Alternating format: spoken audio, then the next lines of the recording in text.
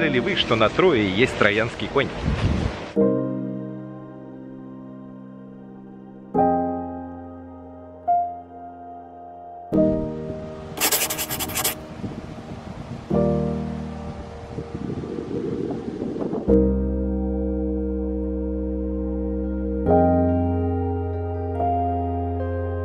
Привет, дорогие друзья!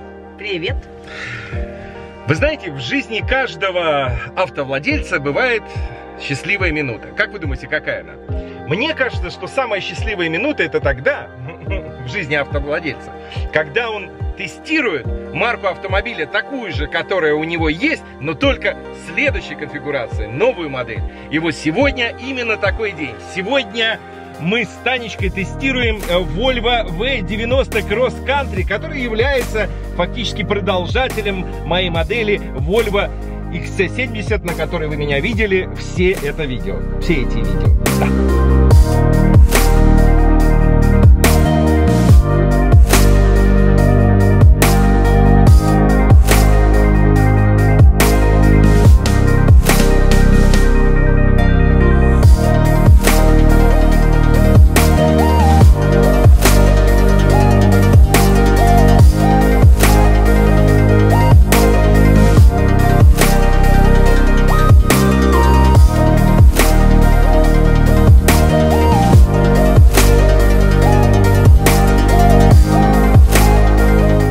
Первым делом мы пристегнемся.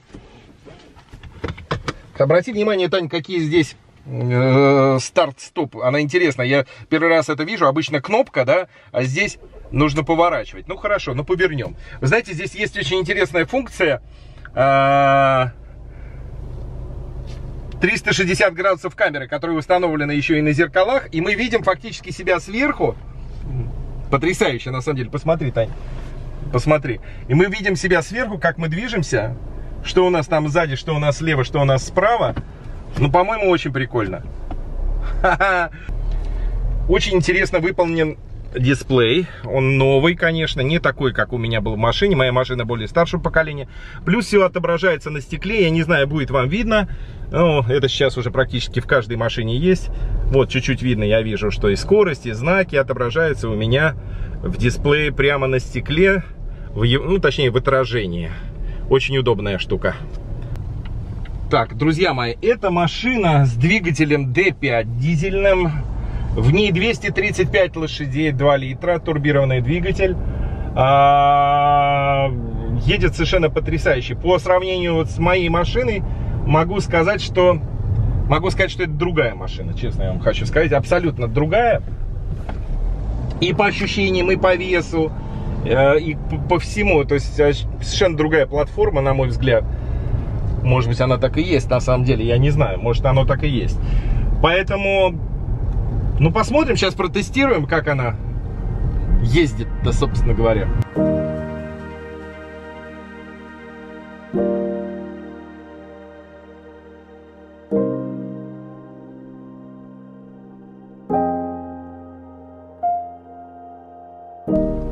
Собственно говоря, в машине есть все практически. Управление водительскими и какими-то там пассажирскими сиденьями, и массаж сиденья. Вот сейчас можем, смотрите, видите, есть массаж. Мы сейчас Танечке включим массаж. Танечка, мы тебе включили массаж. Как твои ощущения? Не соскучишься. Не соскучишься в дорожке, да. Возвращаемся. Вот, и, ну, здесь еще столько фишек, которые я, честно говоря, не успею даже за то время тест-драйва, который у нас есть, вам показать. Ну, это просто, ну, автоматическое паркование, ну, естественно, если есть такая камера 360 градусов, которая показывает, естественно, там будет и автоматическая парковка, и то, и другое, и третье, да, то есть вообще, в принципе, даже смешно об этом говорить. Сиденья очень классные, с вентиляцией, в машине люк потрясающий, большой, панорамный. Ну, сейчас мы еще остановимся где-нибудь, и я покажу вам ее внутри, на задних сиденьях, на передних сиденьях, как там все выглядит.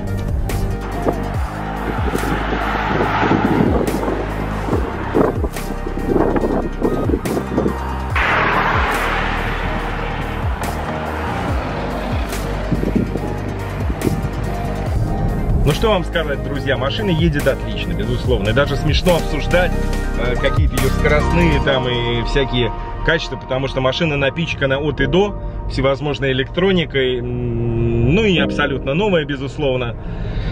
В машине есть вот такой вот люк удивительный. Вообще, это дорогая конфигурация, в которой мы едем. Она стоит 2 миллиона, под 2 миллиона крон, что, собственно говоря, в переводе в доллары, наверное, где-то порядка 90 тысяч долларов. Ну, понятно, что за эти деньги машина будет ездить хорошо.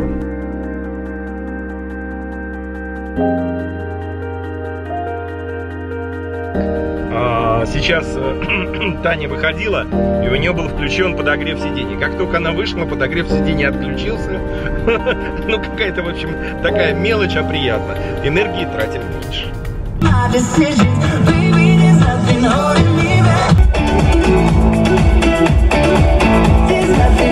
Как всегда, в Volvo практически здесь шикарнейшая музыка, звучит все просто потрясающе, поверьте мне, я просто не могу это, к сожалению, на YouTube вам продемонстрировать, потому что на авторские права на какую-нибудь песенку точно сразу запросят. Но играет супер, друзья мои, играет супер.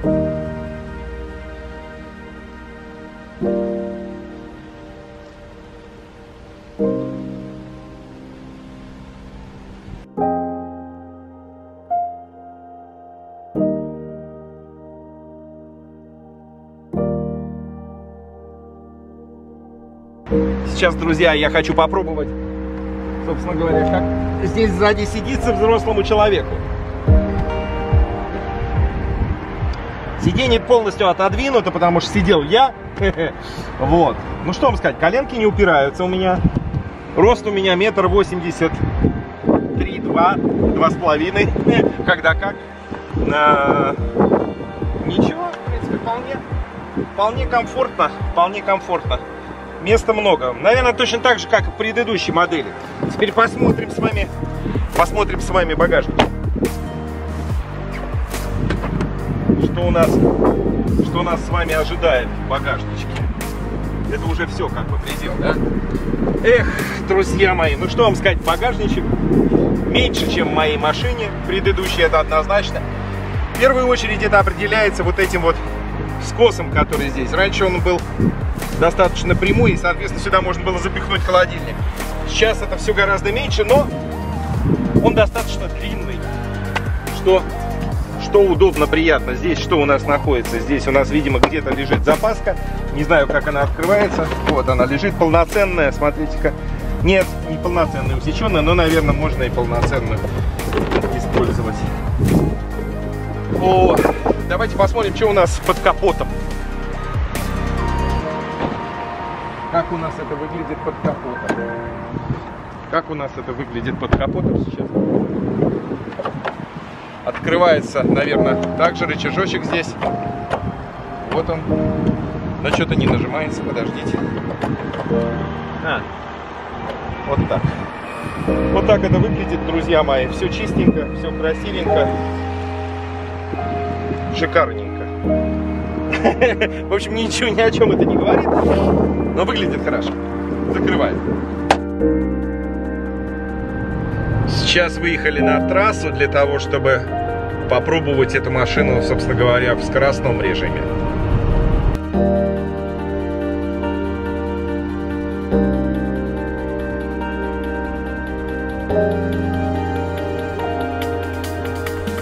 Что вам сказать, друзья мои, о моих впечатлениях? Я сначала сам отвечу, потом Танечку еще спрошу.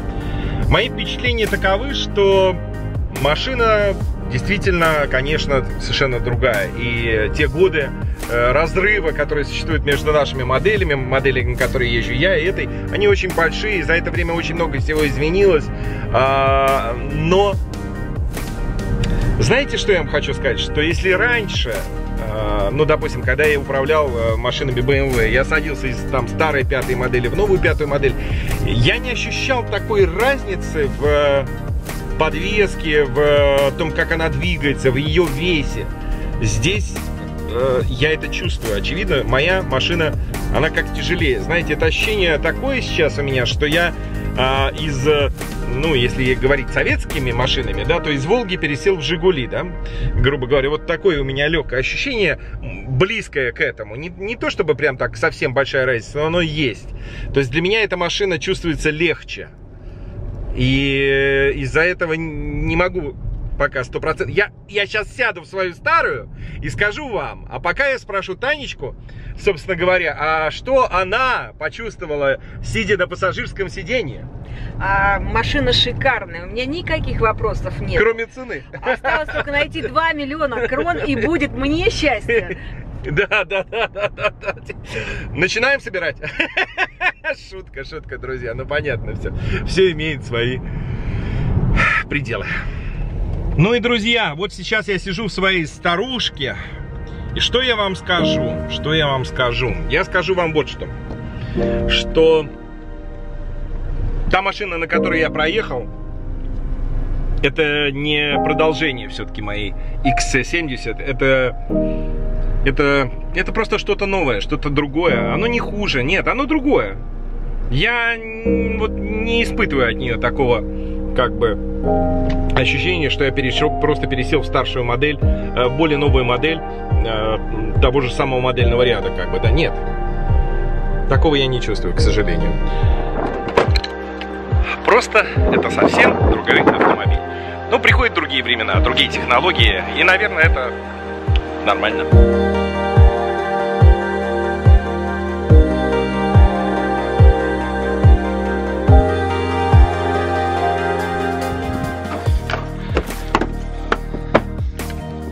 Ой, заехал домой, переоделся. Сегодня, друзья, у нас не самая лучшая погода.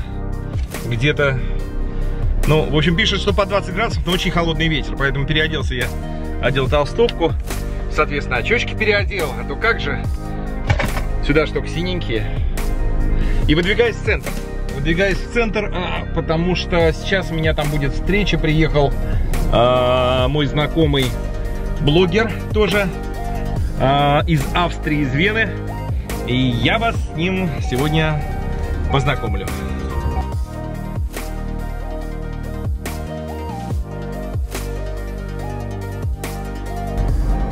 Вот и он.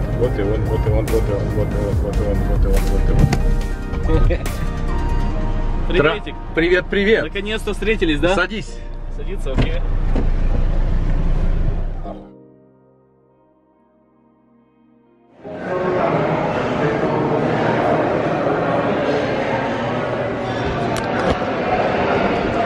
Итак, познакомьтесь, друзья мои, познакомьтесь. Вы уже видели нашу встречу в машине. Теперь мы с Денисом, фамилия Кухта.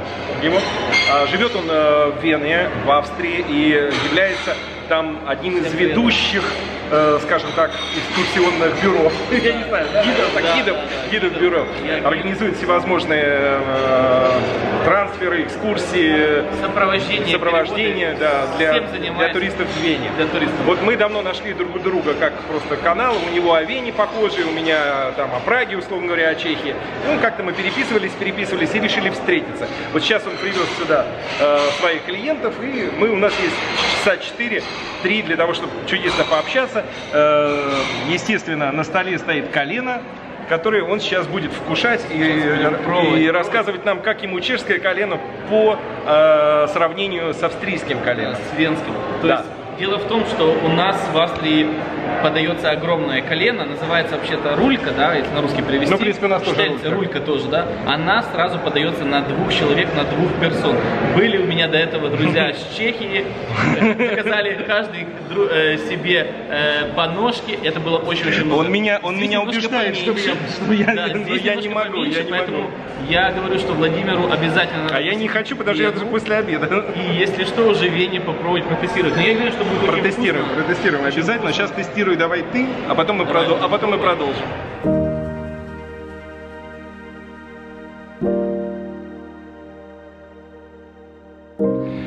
Ну вот мы пообедали, как вы понимаете, сейчас вышли на прогулочку на Петершинский холм, наблюдаем на город, который вы видите за нами. Место. Кстати, как колено-то получилось? Колено получилось очень вкусное, классное. Есть немножко разница с австрийским, но здесь мне очень Есть понравилось. один большой минус, он не пьет пиво. Я не пью пиво. Он не пьет пиво, но Если выпить пиво, то пиво колено без еще колена, лучше пойдет, да, наверное? деньги на ветер, как Это говорится. точно, да. А так колено понравилось, все очень вкусно, все Вот. замечательно. Друзья мои, я, конечно, вас попрошу зайти на страничку, вот здесь сейчас я напишу, канала Дениса. Вы можете найти там много всего интересного. Посмотрите, если вам будет интересно, подпишитесь.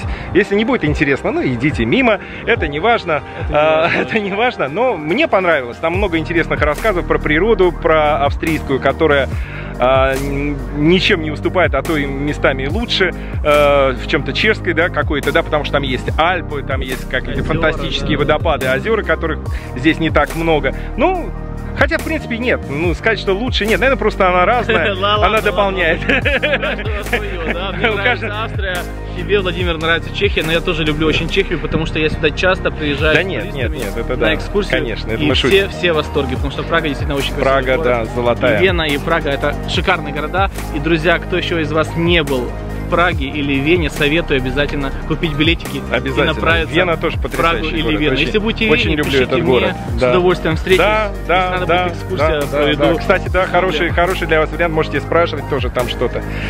Да, вообще. На канале обращайтесь. Там все ссылочки есть. У тебя же есть социальные сети, там есть, какие-то, да, через есть. которые можно обратиться. Начиная от Инстаграма, Скайпа, я не знаю, Вайбер, Ватсап, все Ну вместе, вот, да. так что видите, у вас есть два проводника теперь и в Праге, и в Вене. Пока. Пока, давай, пока, счастливо. До новых встреч. Еду домой. Сегодня был насыщенный день такой. Хотел, вы знаете, что вам еще рассказать? Дело в том, что в нескольких последних видео вы, наверное, обращали внимание, что вдоль дорог, которых я ехал по основным магистралям, расположены рекламные щиты, на которых размещен в данный момент чешский флаг. Я вам сейчас покажу еще раз, чтобы вы вспомнили. Так вот, я вам хочу рассказать, почему там находится флаг Чешской Республики на этих щитах. Это очень интересная, на мой взгляд, история. Многие меня спрашивают, кто в эти дни приезжал, говорят, а что у вас, праздник какой-то, говорят, или еще что-то. Почему вдруг именно на всех щитах вдоль дорог Чешской Республики флаг?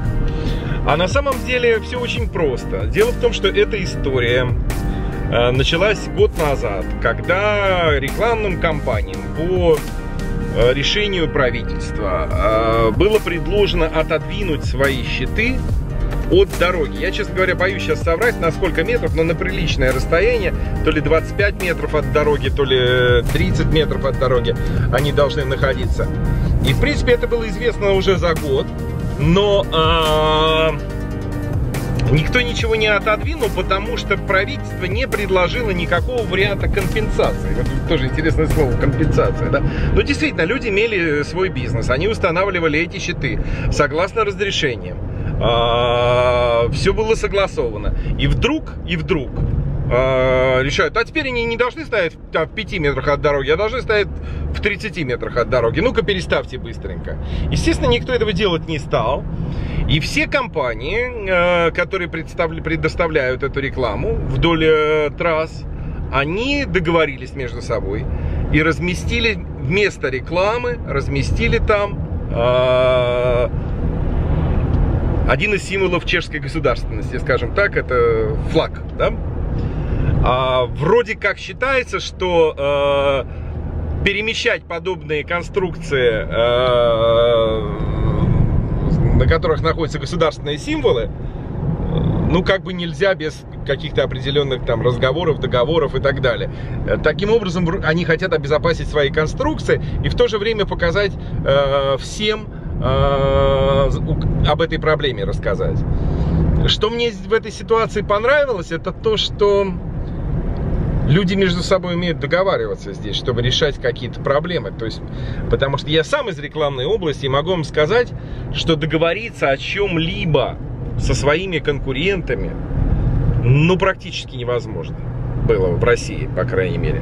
То есть я это говорю просто со всем знанием делом, потому что возглавлял ассоциацию в одной там из сфер рекламы, которой занимался, в которую входило порядка 40 компаний в среднем, да, и но никогда невозможно было ни о чем договориться. Так, чтобы лоббировать какой-то конкретный интерес, это вообще не реаловка.